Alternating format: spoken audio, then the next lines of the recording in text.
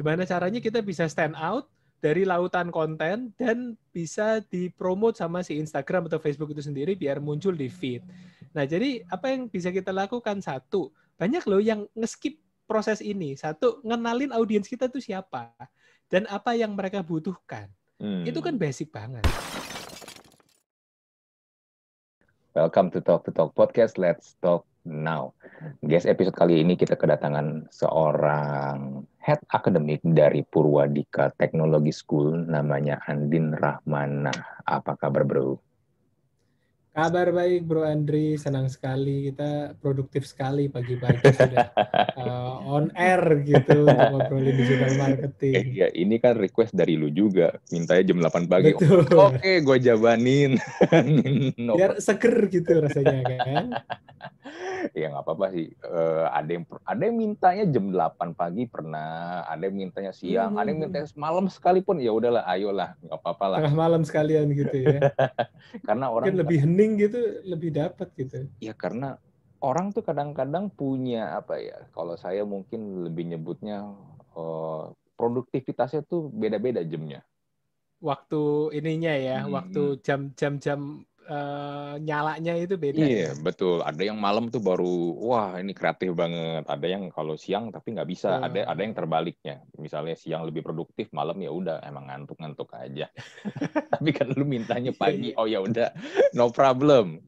Oke. Nah, seperti tadi gue bilang di awal, Andin ini adalah head of academic-nya Purwadika School Teknologi ya, Teknologi School. Ya, Boleh diceritain dikit nggak betul. sih Purwadika ini sebenarnya apa sih? Gue sering lihat juga lewat di timeline gue itu. Ya, selamat. Berarti Anda adalah target audiensnya Purwadika ya. Gitu. Jadi, gini Bro Andri. Kan zaman sekarang itu persaingan ketat ya gitu. Sementara itu teknologi berkembang terus. Perusahaan nyari orang, tapi orangnya nggak ada gitu. Maksudnya kadang-kadang kan kita tahu teman-teman yang dari kampus itu perlu untuk memperdalam hard skill-nya di bidang-bidang yang terspesialisasi gitu kan. Jadi Purwadika hadir untuk ngasih pelatihan. Ada pelatihan 3 bulan, ada pelatihan 1 bulan gitu tentang digital marketing, web mobile, data science, sama UI UX. Harapannya biar nanti match nih antara tenaga kerja sama perusahaan-perusahaan yang butuh tenaga-tenaga digital yang memang sudah siap pakai gitu. Jadi saya sendiri di sana dari 2017 ngajar digital marketing untuk teman-teman profesional maupun fresh grade yang mau punya karir di dunia digital marketing. Oh gitu. Nah ini menarik nih. Tadi kan lu sempat mention banyak perusahaan itu tidak bisa menemukan resource ya, human resource-nya yang Betul. berkualitas nih, terutama di bidang teknologi dan digital. Apakah memang mereka yang kuliah atau sekolah ini nggak dapat pelajaran seperti ini? Sedangkan ini kan tuntutan zaman lah ya. Gue bisa bilang ini tuntutan zaman. Ya, kan kalau kita lihat kan memang di lapangan ya. Kita mungkin kalau belajar S1 ya kita sudah tahu struktur berpikirnya seperti apa, pengetahuan dasarnya seperti apa gitu ya. Nah, masalahnya kan kurikulum dan apa yang ada di lapangan itu kan kenceng banget perbedaannya gitu. Jadi akhirnya teman-teman perlu nambah skill gitu. Jadi basicnya ada tetap karena kan itu nggak bisa diganggu gugat ya. Kuliah itu tetap perlu. Cuman on top dari situ kita perlu tambahin skill yang memang bisa menjawab masalah yang ada sekarang. Kan sekarang perkembangan dunia bisnis dan teknologi luar biasa. Jadi harus keep up-nya dengan nambah skill itu tadi di pelatihan non teknis seperti di Purwadika, pelatihan non formal ya non degree seperti di Purwadika ini. Nah, cuman kalau kayak begitu berarti nih kalau kita ngomong tentang market yang pengen diserap, bisa jadi kan yang di kuliah itu memang mungkin ya kuliah penting lah ya. Gue tetap setuju kuliah itu Betul, penting betul. biar bagaimanapun. Tapi kan ilmu-ilmu yang didapat dan tadi yang lu sempat bilang siap pakai itu kan yang jadi pertanyaan nih. Sampai orang harus melakukan yang namanya ya kayak ikut misalnya kelas lu di Purwadika. Ya, jadi sebenarnya apa namanya kita melihatnya bahwa apa yang diajarkan di kuliah ini cukup gitu. Oke, Nah, hanya kalau cukup sebuah ya. orang cukup kan cukup. kalau semua orang cukup kan harus ada yang menonjol kan, gitu. Dan masalahnya adalah kemudian sekarang kan setiap kantor juga udah mensyaratkan experience gitu. Nah, experience-nya kalau kita kuliah aja tanpa magang sebenarnya bisa kan cari pengalaman atau belajar itu bisa dari mana aja, bisa belajar mandiri, bisa magang, bisa part time gitu. Nah, cuman kan nggak semua orang kemudian menyadari itu dan akhirnya dengan belajar lagi terstruktur programnya, jadi efektif 3 bulan pagi siang gitu, akhirnya bisa punya skill baru yang langsung kepake di industri. Nah ini ada yang menarik, gue juga baru inget. Temen gue tuh pernah ngambil master S2 di sebuah kampus. Kalau gue sebut kampusnya orang pasti tahu lah. Nah, dia ngambilnya gue juga baru denger sih. Ada yang namanya kayak jurusan digital marketing. Jurusan digital marketing. Tapi dia waktu itu beberapa kali sempet komplain sama gue. Masa gue ambil jurusan digital marketing, tapi belajar akuntansi. Iya, jadi dia dapat mata kuliah akuntansi yang ya gimana ya, harusnya menurut gua, apalagi kalau lu udah ngambil S2, harusnya kan apa yang mau lu ambil itu kan lebih dipertajam dong, enggak apa ya, bukannya jadi tambah broad lagi. Jadi Harusnya luas. harusnya kan lebih fokus mau Betul. apa yang diambil. Jadi belajar akuntansi, dia belajar lagi kayak semacam finance, manajemen keuangan. Ada digital marketingnya ada gak? Ada, tapi ya hanya kayak semacam secuil-secuil gitu. Gue sampai bilang begini, ya kalau gitu lu buat apa ngambil kalau cuman buat dapat gelar doang, berarti kan ya lu kejar. Dan bisa jadi gini kan, ketika dia lulus, apa yang dia dapat ilmu tentang digital marketingnya itu bisa jadi udah ketinggalan, karena ini kan jalannya cepet banget kan. Hari ini kita belajar, besok bulan depan atau mungkin minggu depan bisa udah jadi sistemnya udah ganti lagi.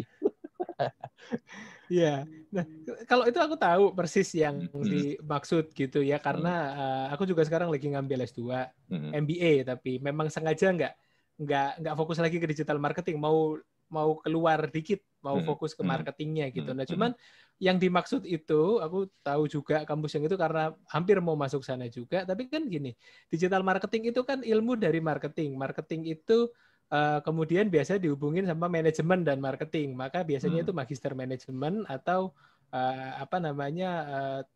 MBA gitu kan, gelarnya MBA gitu. Nah, jadi memang biasanya digital marketingnya sedikit di antara ngomongin bisnis secara keseluruhan. Jadi kan mereka dicetak untuk jadi seorang entrepreneur atau untuk manajemen perusahaan gitu. Jadi kita hadirnya sebagai solusi bahwa kita belajar singkat 1,5 bulan, 3 bulan gitu kan, dengan praktisi langsung dengan studi kasus yang lagi happening sekarang. Jadi ya selesai itu 1,5 bulan bisa langsung dipakai gitu kan, bisa langsung applicable gitu. Oke, sekarang kalau kita mau ngobrol tentang digital marketing. Digital marketing itu sebenarnya apa sih, Bro? Bedanya dengan marketing biasa tuh apa gitu? Apakah ini gue kasih ini ya beberapa pendapat atau persepsi orang-orang di luar sana ya. Apakah dengan misalnya gini, gue punya akun Instagram, gue taruh post barang gue di situ dengan ya tujuannya buat jualan. Apakah gue udah melakukan namanya digital marketing dengan seperti itu? Atau kalau misalnya gue taruh barang gue di marketplace, lalu gue publish itu semua, apakah gue udah melakukan digital marketing? Ya, nah jadi gini, karena ini kan nggak diajarin di sekolahan ya, maksudnya mungkin ada sekarang mulai ada jurusan-jurusannya, cuman kita semua akhirnya sekarang belajar dari sepemahaman kita aja gitu, bahwa digital marketing pokoknya online gitu kan, padahal sebenarnya kan banyak aspeknya. Jualan di marketplace, jualan di IG itu cuma satu bagian dari digital marketing, karena sebenarnya kan digital marketing sendiri kan relationship ya, manage relationship dengan customer. Sekarang manage relationship dengan customer-nya itu pakai media platform digital yang kita akses lewat komputer, lewat handphone, lewat jaringan internet gitu kan. Nah, jadi sebenarnya luas banget. Kita nanti kan ngomongin trifecta gitu kan, own, paid, earn. Kita ngurusin website sebagai rumah.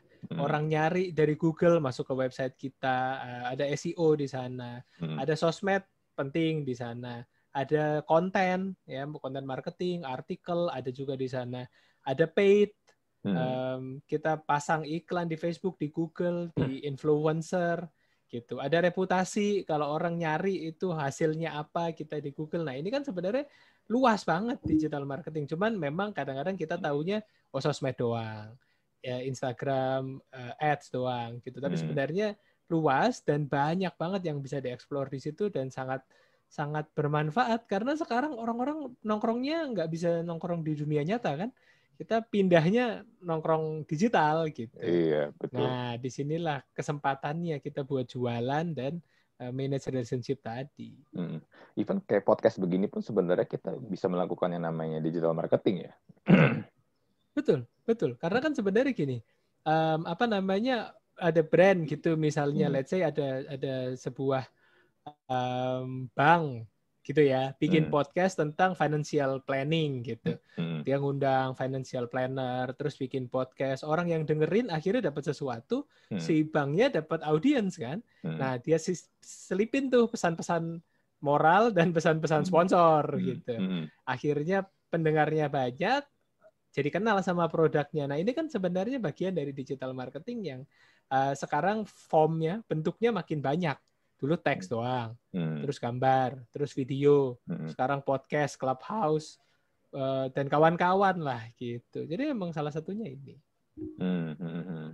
Nah, kalau misalnya untuk prosesnya sendiri nih, digital marketing itu kan punya funnel-funnelnya nih, yang gue yakin nggak bisa langsung terjadi yang namanya sales kan atau transaksi kan, kayak tadi seperti lu bilang. Kalau podcast begini kan kita ngobrol kan, kita bikin konsep, kita ngobrol supaya orang kenal sama produk kita atau brand kita kan. Kalau misalnya kita kayak gini, kita lagi ngobrol nih, lalu tiba-tiba kita langsung bilang, gue punya produk begini ya. Gue kadang ya sebagai seorang yang pendengar podcast misalnya, gue kadang-kadang jadi agak terganggu gitu loh, karena lu melakukan adlibs, walaupun ya memang adlibs yang lu bikin halus apapun, tapi tiba-tiba ketika lu ngomongin produk, brand gitu, tiba-tiba, ya udahlah, ya, mungkin memang lu butuh duit ya, tapi ya menjadi mengganggu sebenarnya kan.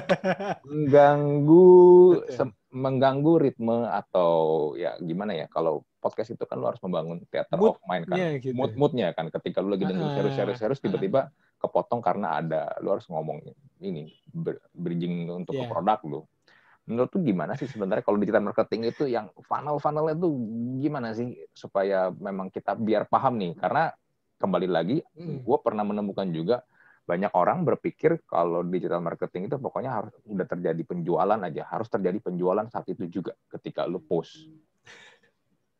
Ya, nah gini, jadi memang kan kata dasarnya marketing itu kan manage relationship, bukan jualan. Nah ini yang kadang-kadang ada kan seminar sukses jualan online dapat omset 1M gitu. Nah itu sebenarnya bukan digital marketing. Itu banyak banget itu tuh. Sales gitu. Itu banyak banget tuh. Itu online sales gitu.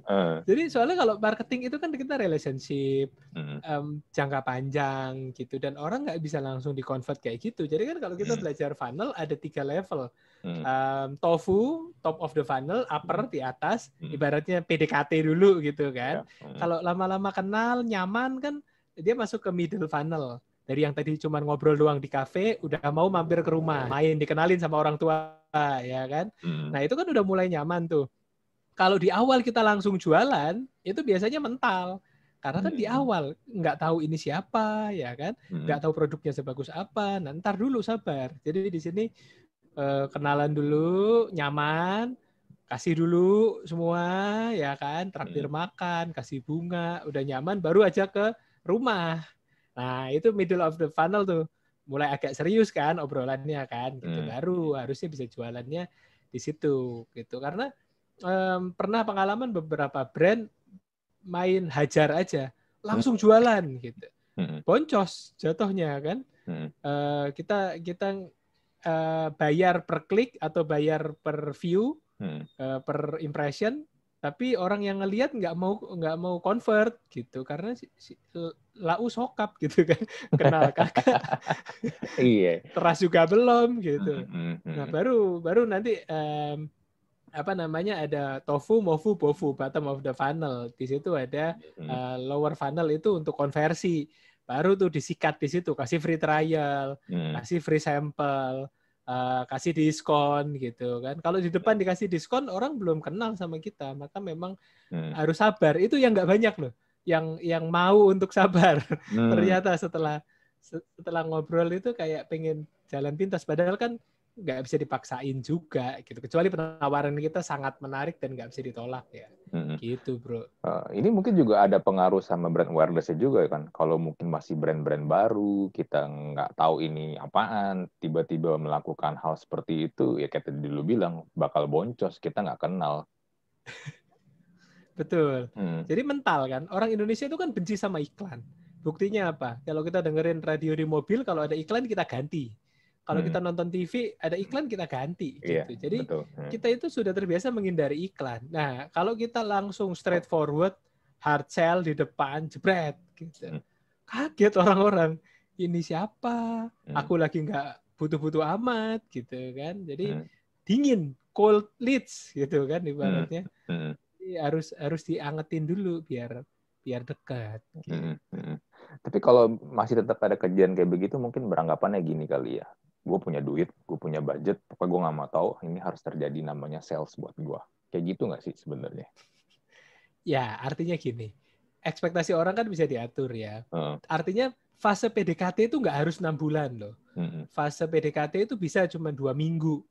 Tapi intens gitu kan. 2 minggu intens, ketemu terus, nyaman, cepet sayang. Anak zaman sekarang kan cepet sayang ya. Kalau seumuran kita kan kayaknya perlu proses lama gitu. Kalau kayaknya ngelihat anak zaman sekarang itu gampang, dikit-dikit sayang gitu. Nah jadi boleh sebenarnya nggak apa-apa. Mau cuman awareness 2 minggu nggak apa-apa. Tapi tetap perlu. Karena kalau kita main sikat aja, kesempatan kita untuk diterima itu akan lebih kecil. Jadi mending invest agak panjang sedikit, biar agak panjang gitu ya. Jadi pelan-pelan tapi pasti gitu, bro. Nah tapi gimana ya bro? Sekarang ini nih kalau kita lihat sosial media lah ya, kita scroll, itu kan banyak banget informasi yang masuk.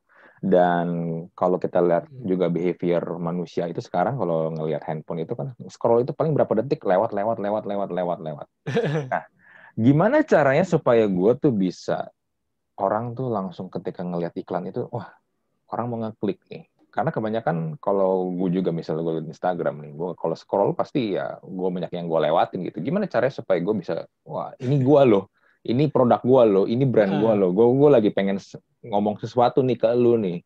Gimana cara menarik perhatiannya? Karena kemarin lu juga sempat bikin thread di Twitter kan tentang low budget di digital marketing kan.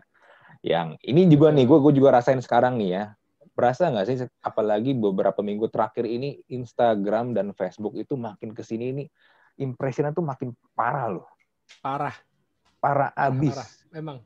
Gue ngerasa dulu 10% at least ketika lu ngepost something ya, impression masih dapat tuh, reach-nya 10% kurang lebih dapat ya. Sekarang gue bilang angkanya tuh di bawah 10% tuh kecil banget tuh, serius loh. Bener-bener kecil banget. Jauh sih. Nah, benar. Jadi memang kebetulan gue juga handle beberapa brand. Aku nggak pantas kalau ngomong gue ya. Jadi aku aja lah. Karena emang dasarnya wong Jawa. Jadi maksain gue juga nggak pantas. Kalau aku handle beberapa brand gitu ya. Parah banget sih. Kerasa banget efeknya. Semakin kesini semakin kerasa. Jadi kayak matre banget harus bayar ads gitu.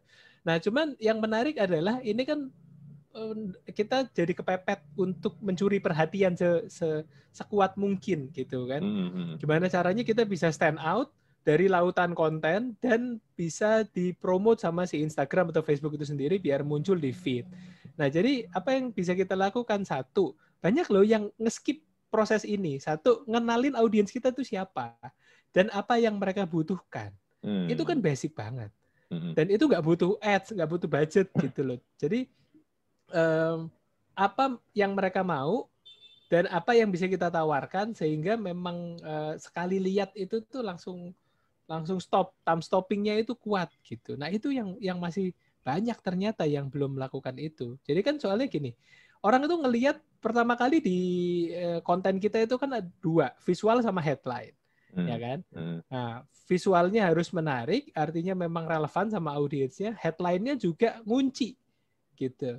Kalau misalnya klienku kebetulan aku mungkin kayak kena bukan kutukan ya, kayak kena ada love hate relationship sama financial service gitu. Dapatnya itu asuransi, bank, asuransi lagi gitu kan. Jadi kalau kita jualan doang pasti akan kelewat. Tapi kalau tiba-tiba kita kasih financial planning, terus kayak headline-nya itu utang numpuk, tabungan nggak ada, harus gimana?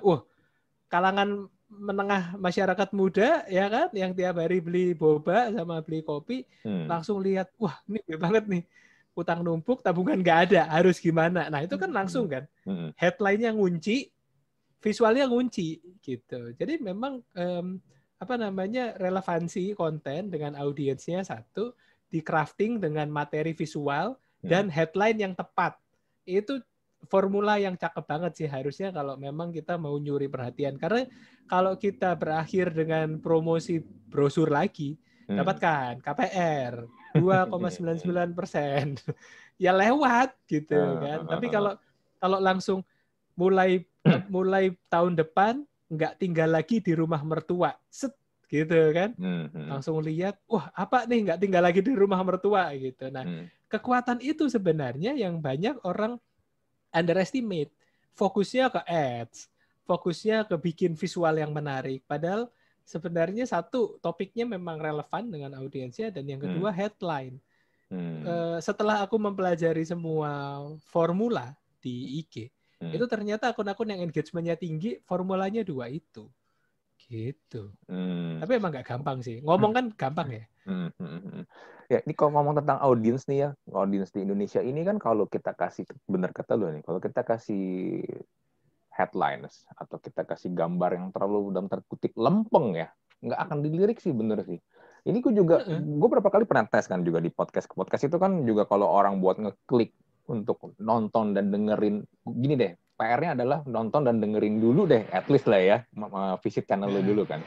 Kalau gue kasih jedulnya atau gue kasih thumbnailnya tuh yang terlalu lempeng, biasa aja gitu, orang tuh cenderung akan lebih kecil. Itu tuh kelihatan banget. Tapi kalau gue kasih yang dalam tanda kutip headline-nya clickbait, wah itu pasti tuh banyak banget. Banyak banget. Dan apalagi kalau gue lihat ya topik-topik kalau berhubungan tentang seks sama cuan, duit, wah itu tuh ini banget. Berasa banget itu. Beda banget. Gue pernah bikin konten topiknya keperawanan, seberapa penting buat lu. Wah, itu ramai banget. Tapi kalau gue bikin konten misalnya tentang, misalnya gini deh, ngomongin tentang finansial, lu ini nggak apa, yang judulnya inilah, judulnya yang terlalu lempeng banget deh, itu pasti nggak klik. Walaupun sebenarnya kalau kita dengerin atau kita nontonin secara ini, sebenarnya yang lebih ada ilmunya ya yang ngomong tentang finansial. Ya. Ngomongin keperawanan sebenarnya kan ya itu kan opini ya, seberapa penting buat lu, tapi tetap pasti akan lebih rame gitu. Dan memang kalau di Indonesia ini lebih suka hal receh ya. Jadi mungkin gini, penemuanku adalah gini. Kita ini kan cukup kaget ya dengan transisi dari dunia nyata ke dunia maya. Jadi apa omongan-omongan yang tabu nggak pernah diomongin di dunia nyata atau nggak enak, tiba-tiba di dunia maya terus kita kayak kaget gitu. Wah, apa nih, ngomongin apa nih gitu. Dan akhirnya jadi konten-konten yang tadi undercover itu jadi ini kan, kalau di dunia nyata kita nggak bisa ngomongin utang atau nggak bisa ngomongin ini gitu kan, masalah-masalah yang susah gitu, atau kayak tadi isu seksualitas gitu kan. Nah, tiba-tiba muncul. Dan yang kedua, kita udah berat kayaknya hidupnya ya orang Indonesia ini. jadi sehari-hari itu kepalanya udah penat dan pengennya lebih ke cari hiburan gitu. Jadi memang kemudian harus kita bikin ringan, kemasan kan. Kita ngomongin what to say sama how to say. Kemasannya dibikin ringan, mengena, meskipun isinya dalam, tapi di awal harus dikasih sesuatu yang ini dulu buat pancingan, karena kayaknya kalau terlalu bener kayak orang bener gitu, pada nggak mau malah. Tapi emang bener sih kayak gitu sih. Ya bener. Nah ini juga nih ya menyebabkan kenapa gua kalau bikin podcast gua memilih nggak ngomong sendiri. Nah karena kalau gue memilih untuk ngomong sendiri ya, nggak ada kayak misalnya gue ngajak lu buat ngobrol, kesannya kan gua kayak lagi ngajarin. Males ya orang ngelihatnya jatuhnya ya. Iya, itu kan juga akan gini loh. Itu kan juga orang memilih juga tergantung siapa yang ngomong kan. Betul. Tergantung siapa yang ngomong juga. Nah, sedangkan kalau gue ngobrol begini kan akan jauh lebih enak. Kita lagi dengerin orang lagi ngobrol nih. Kita juga bikinnya suasananya, vibe-nya juga lebih ringan, santai. Walaupun yang kita bahas tentang digital marketing nih sekarang. Marketing, betul. Sebenarnya isinya juga mantap. Cuman memang jadinya kesannya jadi kayak ngobrol gitu. Kemarin konten-konten lo yang kemarin juga rame-rame itu aku lihat. Iya. Pembicara-pembicara sebelumnya gitu emang formatnya harus dikemas kayak gitu berarti ya. Kalau enggak ya akan kaku sih. Makanya gue kadang ya kalau misalnya kayak podcast gitu, kalau misalnya konsepnya udah terlalu interview banget, itu boring sih. Iya. Tapi juga kalau misalnya terlalu tongkrongan banget juga agak nggak kemana terlalu ini ya random gitu ya. Iya, melebar kemana-mana juga. Sebenarnya tergantung banget memang dari hostnya sih. Ini mungkin juga berlaku di Clubhouse ya? Ya. Yang sekarang udah hilang itu kan trennya itu. Cuman bertahan. Hitungan minggu loh. Dalam hitungan minggu loh langsung hilang loh. Orang-orang udah bela-belain beli iPhone gitu kan. Cuman memang kan akhirnya gini, Clubhouse itu kan kalau orang bandingin sama Discord dan yang lain-lain kan karena isinya. Ya kan, orang-orangnya yang ngomong kontennya, tapi kan lama-lama jadi panggung kayak seminar lagi gitu kan. Iya. Kok mulai ketebak ya patternnya gitu ya. Yang ngomong itu lagi, ada orang nanya kemana-mana, pertanyaannya nggak ada, sebenarnya pengen nunjukin bahwa dia pinter aja gitu kan. Ini yang akhirnya lama-lama bikin males juga gitu. Betul. Kemarin gue sempat bikin podcast kan sama Heri Faru Rizal. Mungkin kalau kenal juga tuh, dia kan aktif tuh di komunitas-komunitas startup. Kita bahas tentang Clubhouse juga ini. Dia juga menemukan hal yang sama sih. Kalau di Clubhouse itu kebanyakan memang problem terbesarnya adalah moderatornya tuh nggak bisa menghandle room. Jadinya kesannya kayak nggak menentu arah. Ngobrol-ngobrol aja, rame-rame aja. Maka dia pernah menemukan yang speakernya hampir 37 orang. Itu gimana? Speaker 37 orang. Ya, tapi tren lah ya. Makanya bagaimana supaya sebuah platform itu bisa sustain ya, itu kan PR-nya mereka tuh gimana tuh. Gue sih untung nggak ikut-ikutan FOMO ya, ganti iPhone hanya gara-gara Clubhouse. Ya, kebetulan aja kan kita kemarin ngikutin. Artinya kan seorang digital marketer pasti akan ngelihat ya. Oh, trennya lagi apa, ngamatin gitu. Tapi ternyata oh ya udah gitu kan. Ternyata isinya begitu. Mungkin nanti kalau udah dirilis di Android ada semacam kenaikan lagi, tapi feel-nya akan udah beda. Udah nggak akan sama kayak sekarang gitu kan. Oke, kita lanjut lagi nih. Berarti kan tadi kalau kita ngomong tentang konten, itu berarti di awal itu benar-benar yang funnel tadi lu bilang ya, itu top-nya ya, top of funnel-nya ya. Nah, berarti kalau untuk mendapatkan attention itu yang kita butuhkan adalah headlines dan tadi lu bilang visual yang kuat banget. Yeah.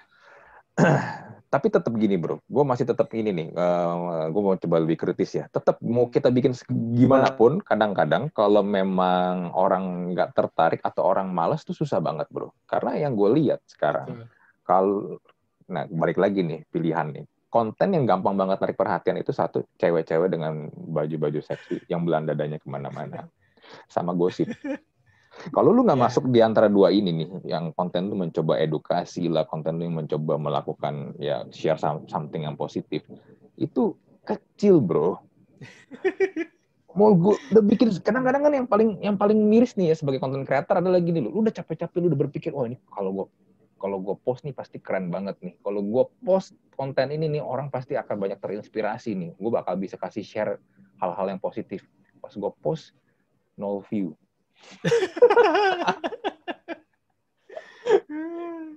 Ya, emang tapi gini, nggak ada rumus pasti. Ternyata kan ini tuh bukan science, ini kan social science gitu. Jadi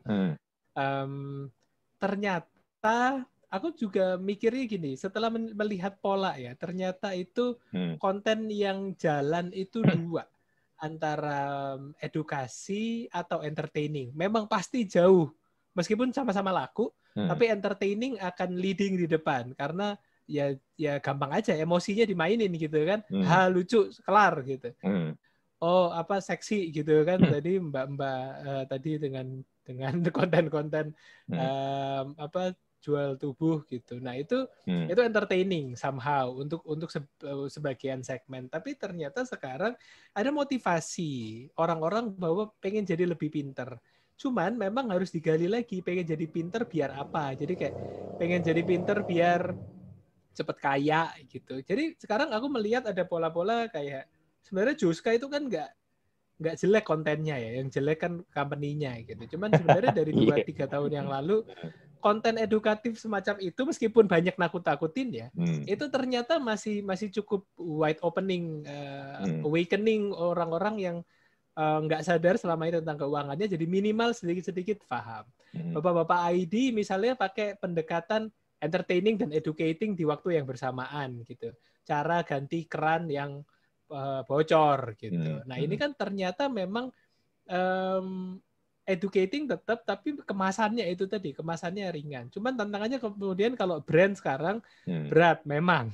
Ya itu aku akui karena dari beberapa klien sekarang ngangkatnya berat banget. Akhirnya ya harus kombinasi gitu. Konten kan harus tetap menjadi dasar, nggak bisa ditawar.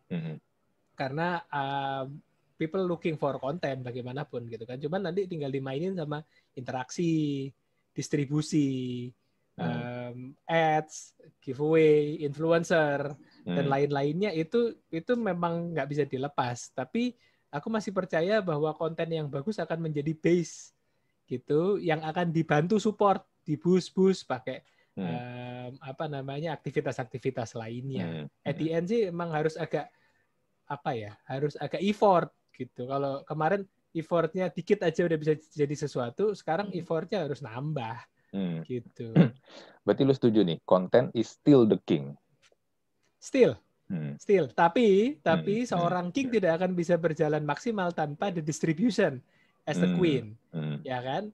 Karena organic rate sekarang berat, engagement rate organik sekarang berat. Harus dibantu, ya akhirnya aku tetap encourage ke klien, boost lah tiap konten, nggak gede kok, nggak apa-apa lah.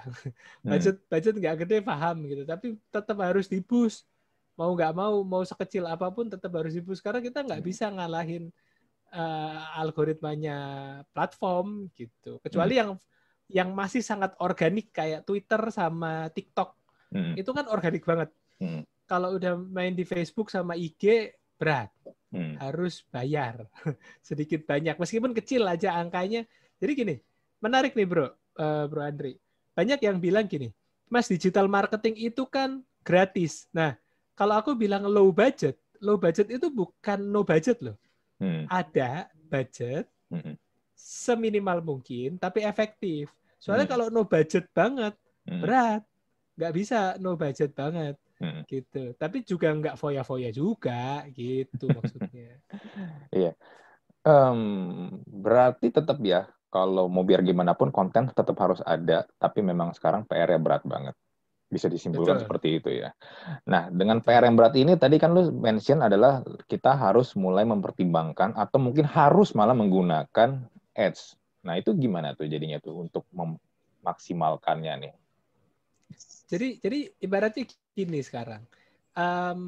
Ads, jadi ada sebuah klien yang pernah bilang gini, buat apa saya bayar kamu bikin konten mahal-mahal kalau ujung-ujungnya di ads juga. Nah, ini salah kaprahnya begini. Kalau kita itu bikin konten itu kan bisa dinikmati tinggal buat siapa. Kalau kita cuma posting organik, yang nonton cuma orang segitu-segitu aja, paling kalau dia nge-share ya agak meluas sedikit lah. Gitu. Kalau konten kita tapi nggak bagus dan kita pasang ads, ya lewat juga ads-nya akan boncos karena uangnya keluar tapi attention-nya nggak masuk karena kontennya nggak menarik. Jadi memang harus ada perpaduan antara ads yang spesifik targetnya dengan materi yang memang benar-benar bagus gitu, yang akan bikin jadi maksimal gitu. Jadi soalnya kalau konten berdiri sendiri dia nggak kemana-mana.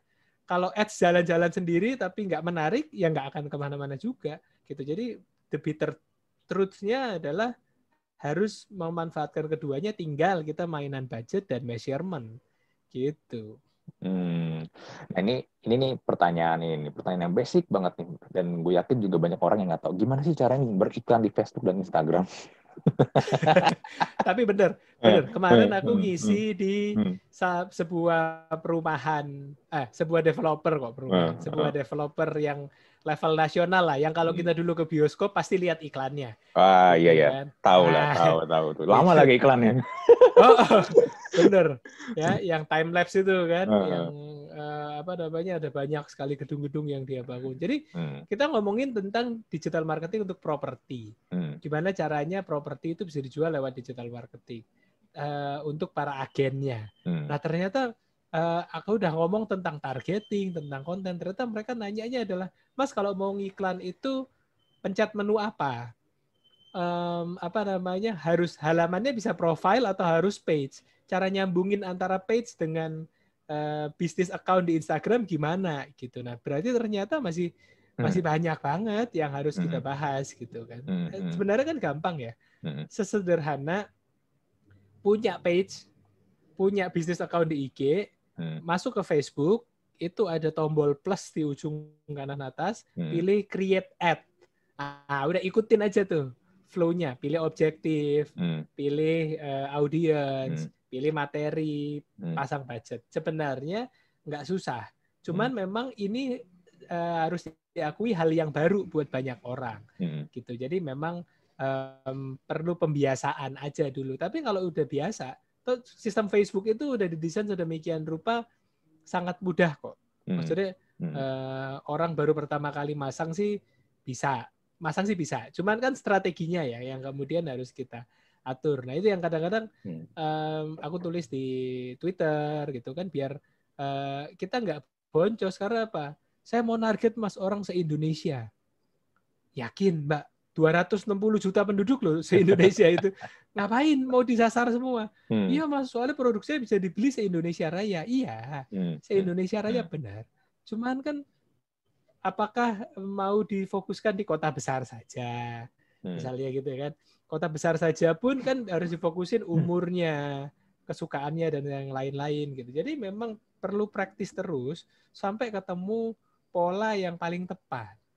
Gitu.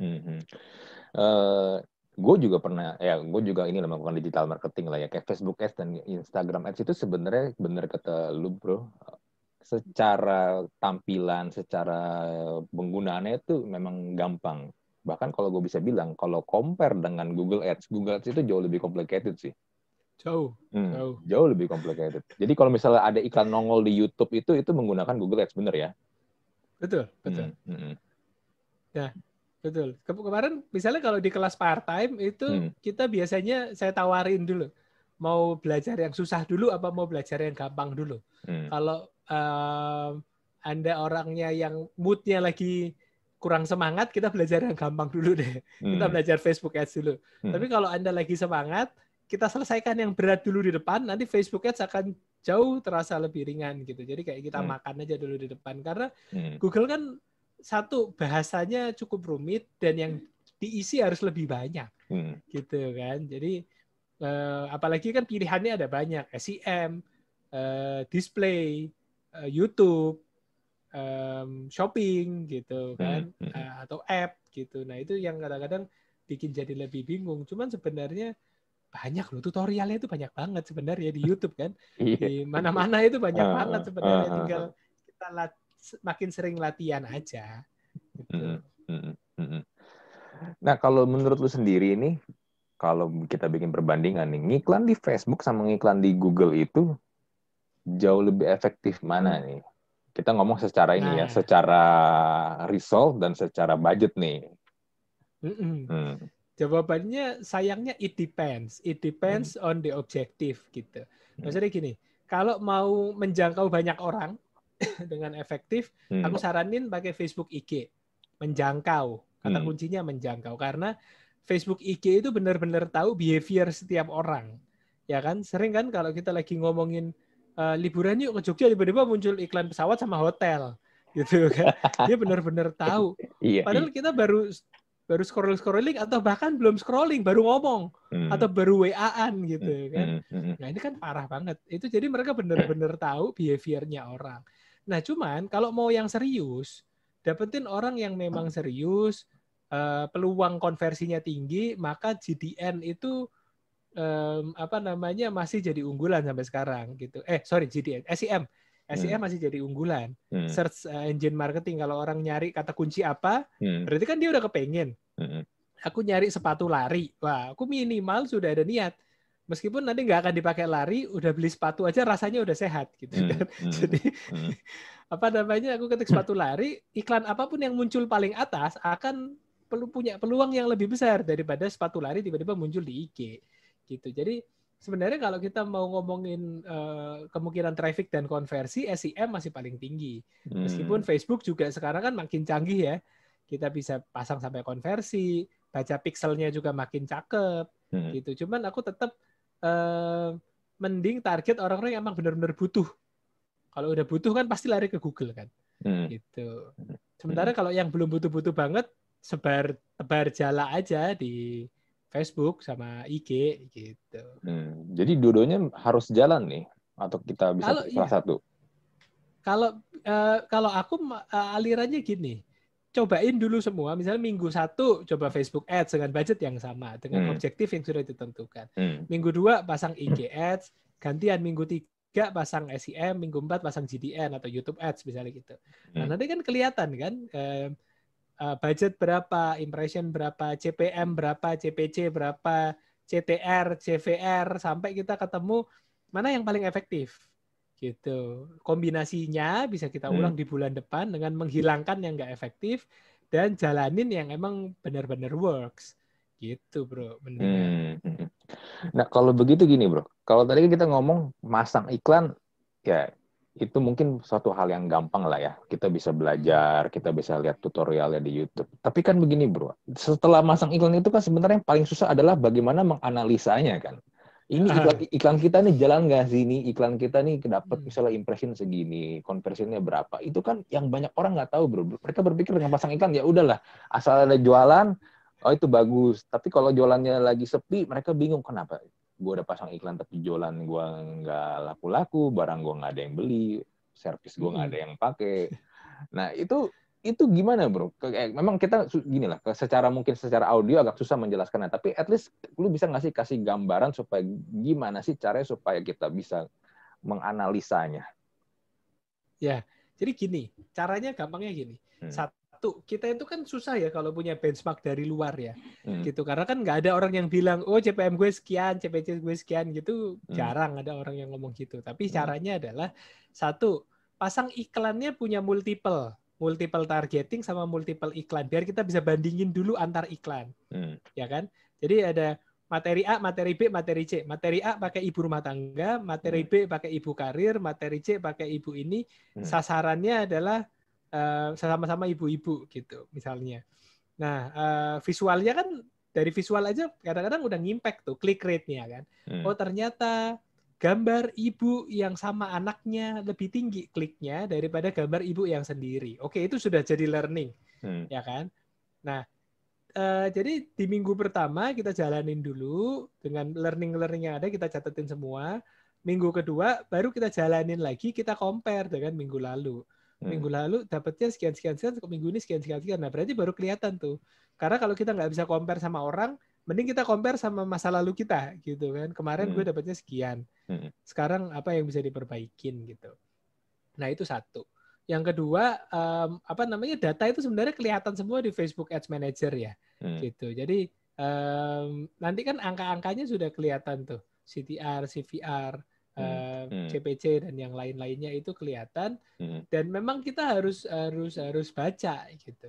Oh, yang baca patternnya gitu. Memang nggak gampang. Tapi kan kita bisa ngelihat ya lama-lama ya polanya setelah 1 bulan deh. Gitu. 1 bulan juga nggak usah ngabisin budget juta-jutaan.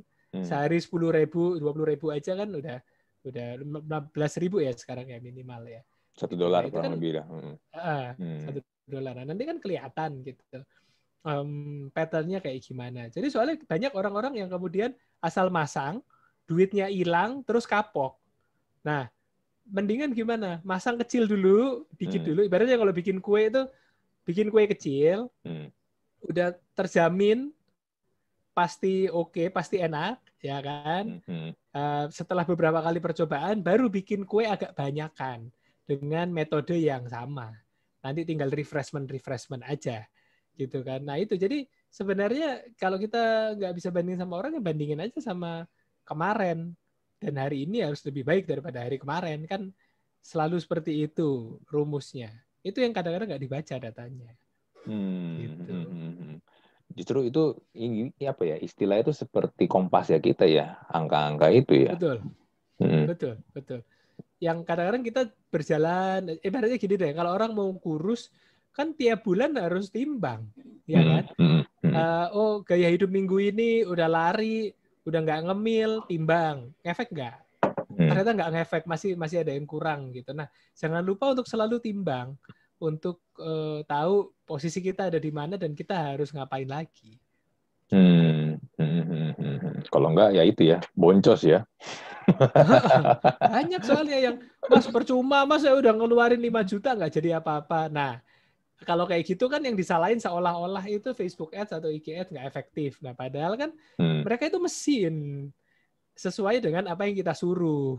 Ya kan? Kalau kita aja tapi memang tetap otaknya ada di manusianya yang harus nganalisis dan yang harus evaluasi. Nah, itu bisa kita pelajarin di YouTube, di Google. Bisa kita dapetin ya. Atau mungkin juga ya ikut kelas lu di Purwadika tuh. Nah, masalahnya gini. Kemarin ngobrol-ngobrol juga sesama pengajar. Kan kalau di kalau di SMA negeri itu ada musyawarah guru mata pelajaran, MGMP gitu ya. MGMP sejarah, MGMP ekonomi gitu. Nah, ini ketika ngobrol sama guru ternyata apa benefit orang itu belajar di sekolah dengan guru atau dengan mentor? Mereka bisa tahu hal-hal yang tidak ada di buku. Nah, itu penting. Karena apa? Wisdom atau experience itu kan nggak bisa dibeli. Betul, gitu. Setuju. Mungkin ada aturan di buku. Lakukan A, lakukan B, lakukan C, lakukan D. Orang bisa aja ngikutin. Cuman kan ada pengalaman-pengalaman yang lebih bernilai harganya. Nah, itu yang bikin momen-momen atau forum-forum seperti ngobrol dengan mentor di sekolah itu jadi lebih bernilai gitu. Makanya itu juga sebenarnya kenapa kalau kita cari tahu insight dari praktisi akan jauh lebih powerful ya dibandingkan ya baca buku doang atau mungkin juga ya yang ilmunya mungkin hanya sekedar teori doang. Betul. Karena nggak bisa bohong. Jam terbang kan nggak bisa bohong. Jadi pernah ngalamin ini, mentoknya di sini, akhirnya ganti strateginya jadi gini. Nah itu nggak ditulis, itu baru keluar kalau dipancing kan gitu. Nah bro, tapi gini, setahu gua ya, kalau kita beriklan itu kan sistemnya bidding, bener ya? Sistemnya bidding ya. Itu tuh betul. kayak semacam auction gitu kan, kayak semacam lelang kan. Nah, kita itu kan bidding selalu gini, gue pernah juga berapa kali, karena waktu itu gue pernah kerja di startup fintech, dan gue berapa kali ketemu sama orang Google buat bantu campaign-nya ya. Mereka selalu minta gue untuk ngeset bidding tinggi. Walaupun nanti pada kenyataannya, pada eksekusinya memang nggak sebesar itu nanti ya, cost per ininya ya, cost per installnya atau cost per actionnya ya. Tapi begini, ketika ada sebuah brand gede lagi melakukan campaign gede-gedean, itu tuh ya harganya tuh jadi naik gila banget. Kadang-kadang bisa hampir 2 kali lipat loh. Nah itu gimana mensiasatinya? Karena kalau misalnya kita nggak menaikkan bidding kita ya, bidding iklan kita, otomatis kan impression kita tuh, iklan kita nggak ke-deliver seperti sebelumnya dong. Bener nggak? Kayak gitu. Itu gimana tuh untuk mensiasatinya tuh? Apalagi yang tiap bulan itu tuh beriklan 33, 44, 55 itu selalu tuh. Iya, pasti itu kalau itu nggak bisa dikalahin karena mereka kayak punya mesin uang gitu, budgetnya, duitnya nggak berseri gitu. Jadi gini kemudian sekarang memang kita harus berstrategi gitu. Kalau di luar sana itu lagi rame kayak kemarin tuh 2019 menuju Pilpres itu hancur. Rame banget pasar gitu kan. Nah, kalau kayak gitu, satu kita melipir.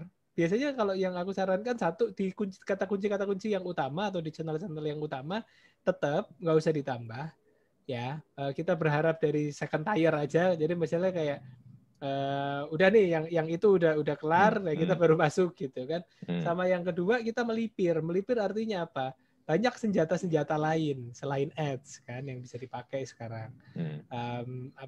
Kita masuk ke influencer, ke community, kita kasih diskon langsung di produknya atau ada aktivitas-aktivitas lain gitu. Jadi memang kalau lagi rame jangan dilawan. Kan kadang-kadang kita suka maju terus pantang mundur, sakit semua gitu.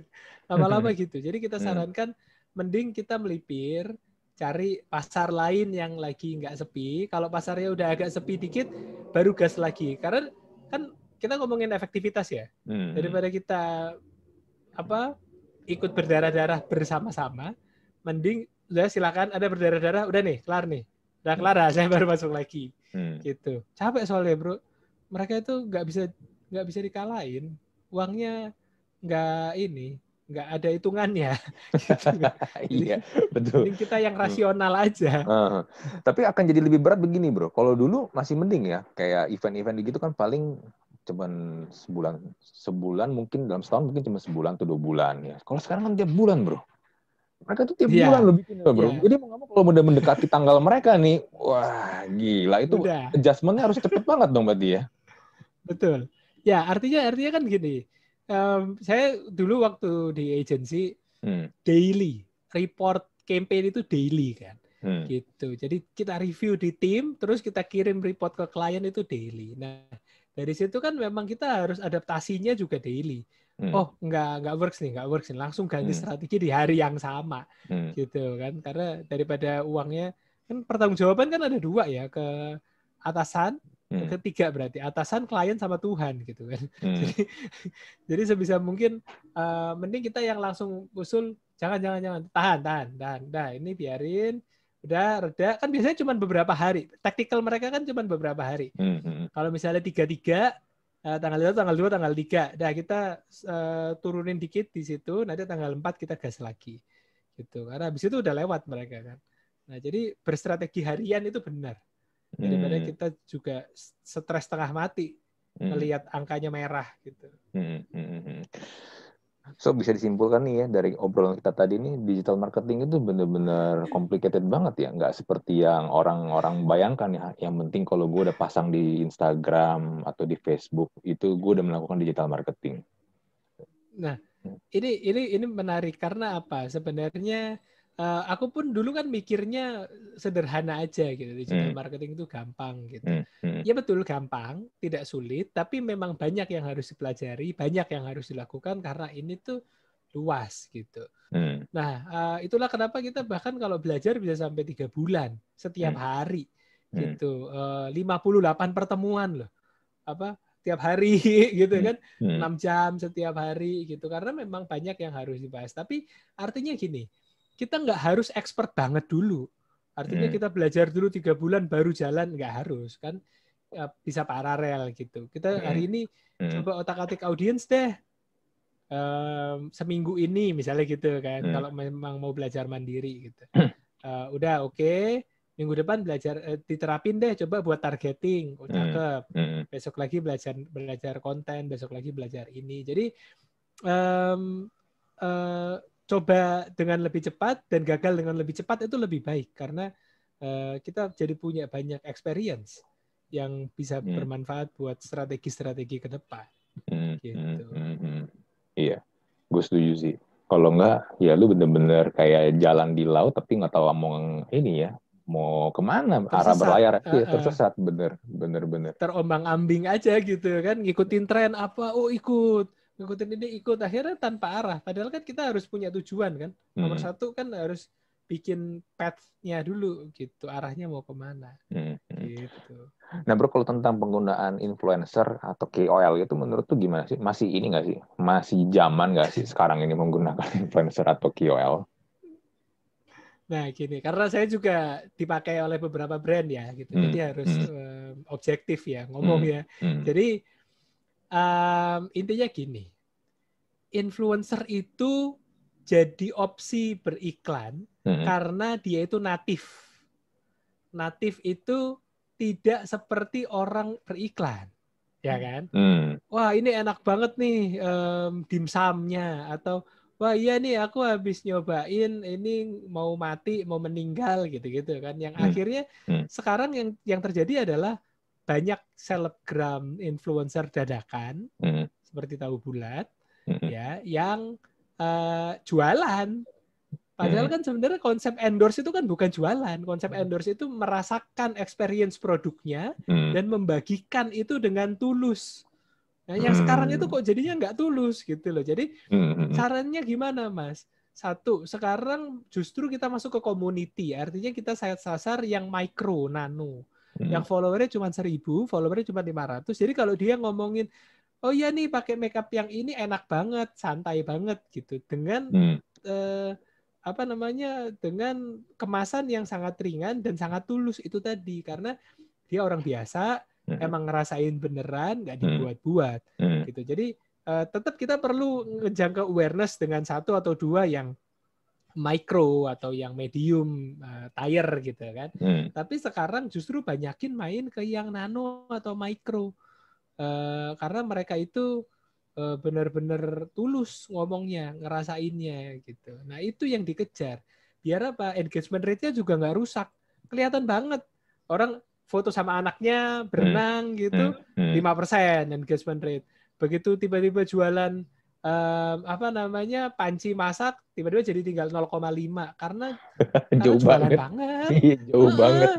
Kan kita kan mau beli yang 5%, kita bukan mau beli yang 0,5% kan. Nah gitu. Jadi kemampuan influence-nya itu yang perlu diperhatikan brand saat mau naruh orang ini bisa bikin kontennya itu halus nggak gitu. Karena kalau nggak gitu sama aja bohong, iklan lagi gitu. Iya, dan kan gini ya, kebanyakan mereka tuh ngomong kayak template ya.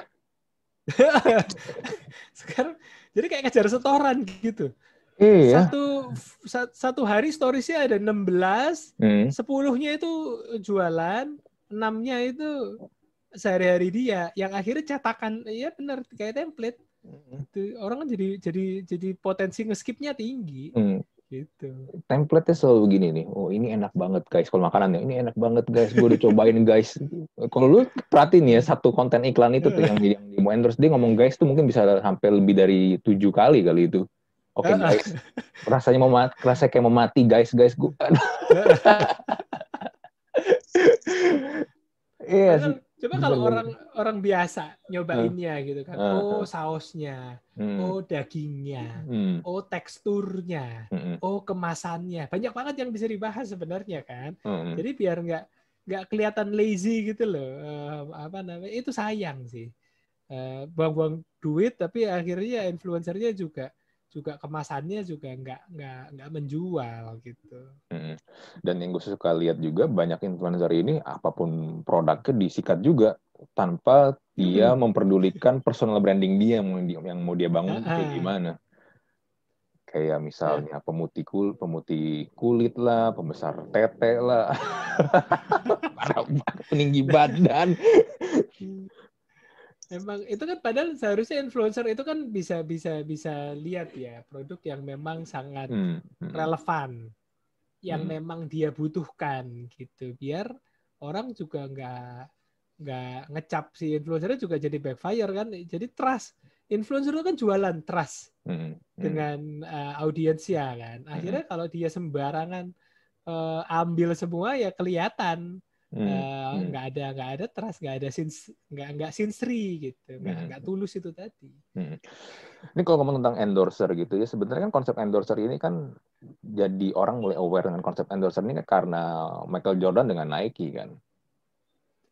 dengan Air Jordan-nya itu kan, yang ya kalau kita lihat mungkin hard selling yang dilakukan Nike ke Jordan itu adalah bagaimana Jordan pakai sepatunya itu kan, Air Jordan itu kan, ketika dia tanding kan, ya ada feel-nya, ada performance-nya, ada emosinya yang dia taruh di situ. Orang beli karena wah keren nih sepatu, gue pengen kayak Michael Jordan. Itu kan sebenarnya message yang mau disampaikan. Cuman kalau kayak begitu jadi bergesernya, ya kayak lu bilang, hard selling yang nggak banget sih. Betul. Jadi yang menarik akhirnya kemarin itu kebetulan belajar digital marketing lebih banyak di Oxford. Jadi mereka punya program eksekutif program. Ternyata ada cara ilmiahnya milih influencer gitu kan. Jadi benar, itu kan namanya adalah authority. Seberapa ngefek orang itu image-nya sehingga orang bisa trust tadi, dan authenticity. Autentik itu di only Michael Jordan gitu loh, yang orang akan melihatnya itu sangat kuat gitu ya. Memang itu akhirnya kita nggak bisa sekedar ngurusin reach, jangkauannya luas, tapi tadi ada authority, ada authenticity, ada engagement, dan ada relevant and fits. Cocok nggak sih produknya sama orangnya gitu. Orangnya kelasnya brandingannya atas, tapi produknya kelasnya menengah ke bawah. Siapa yang percaya kalau si artis itu pakai handphone seharga 1 jutaan? Kan nggak match kan? Nggak mungkin dia nggak pakai Samsung atau iPhone. Nah itu kan sebenarnya nggak relevan and fits. Reach betul luas, tapi kan nggak match gitu loh. Itu nggak bisa. Ya itu yang kadang-kadang learning itu yang kita sebagai digital marketer juga bisa belajar lah dari kasus-kasus di luar sana. Gitu. Oke, berarti ini secara endorser nih ya, atau influencer atau KOL itu sebenarnya masih bisa, tapi ya mungkin PR-nya itu kali ya. Ya jangan template-template banget lah ya. Kemasannya itu loh. Craftingnya itu harus dibikin orang memang mau nyobain experience-nya secara visual itu memang menarik gitu.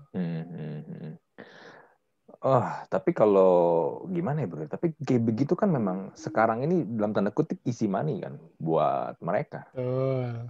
Nah, kitanya yang harus ngatur. Maksudnya gini, teman-teman kan adalah digital marketer yang memang sudah berkarir atau mau menuju ke sana gitu. Jadi disitulah kita yang harus ngatur.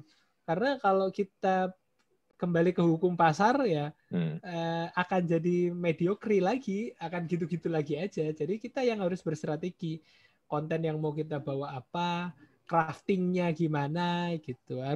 Harus kita yang proaktif untuk ngajuin ke influencernya, bro kita bikin konsepnya kayak begini ya, yang bagus ya gitu. Nah itu sih yang harus kita yang jalan gitu.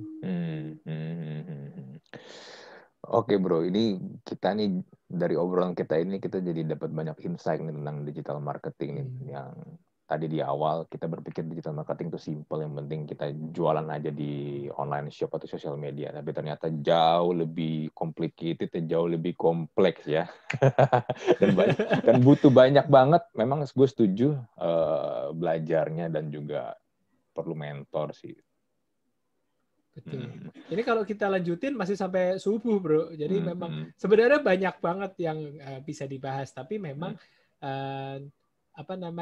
bisa kita mulai dari sekarang, learningnya sambil jalan gitu. Karena sebaik-baiknya guru kan adalah pengalaman ya, bro. Kalau katanya buku tulis sinar dunia, kelihatan umurnya ya. Kalau buku tulis sinar dunia, experience is the best teacher. Gitu, sinar kan? Dunia masih ada nggak sih itu buku tuh? Masih ada ya. Dulu kalau yang sinar dunia ya lu level menengah lah. Kalau buku tulis tuh Kiki, wah lu orang kaya nih. Kaya. Kita kan menengah ya. Gitu. Cukup lah. Iya. Oke bro, sekarang gini, kalau misalnya nih ada yang dengerin podcast ini nih pengen belajar lebih jauh, misalnya dia pengen ke Purwadika atau pengen ke lu nih. Kalau mau ke Purwadika atau ke lu nih, gini gimana nih? Ya, oke. Jadi gini, teman-teman bisa ikuti banyak sekali programnya di Purwadika. Ada yang intensif 3 bulan, ada yang job accelerator buat yang udah kerja tapi mau meningkatkan skillnya gitu kan, atau ada corporate training juga kalau memang ternyata ada kasus-kasus khusus, masuk aja ke purwadika.com, kami dengan senang hati bisa membantu. Atau kalau mau ngobrol lebih lanjut, main aja ke Instagram Andin Rahmana, Twitter, YouTube, atau YouTube sih belum upload video lagi nih, nanti deh lagi banyak deadline kemarin ya kan, tapi boleh ngobrol aja, nanti kan kita bisa tahu ya kebutuhannya seperti apa, open kok untuk ngobrol gitu. Tapi intinya tetap semangat karena tantangan ke depan makin berat dan kita yang harus mempersiapkan diri untuk bisa punya skill lebih banyak, apalagi tentang digital ini. Gitu, bro. Iya. Terus kalau nanti belajar masih online ya? Sayangnya karena masih pandemi, masih online, tapi enaknya adalah bisa koloran doang gitu kan, belajar sambil santai di rumah gitu. Iya. Plus minus lah gitu. Tapi tetap seru kok. Experience-nya setelah 1 tahun ini ngajar online, semuanya tetap seru. Dan gue percaya banget digital marketing itu adalah sebuah skill yang must have banget ya. Sekarang iya. Meskipun kita bukan seorang digital marketer, ya, tapi kita business owner gitu kan. Tapi kita lagi mau belajar untuk jualan, entrepreneurship atau manajerial gitu. Itu kita harus tahu gimana caranya memasarkan produk dan brand di era digital ini. Oke bro, thank you banget buat ilmunya, buat insight-nya. It's very nice talking with you.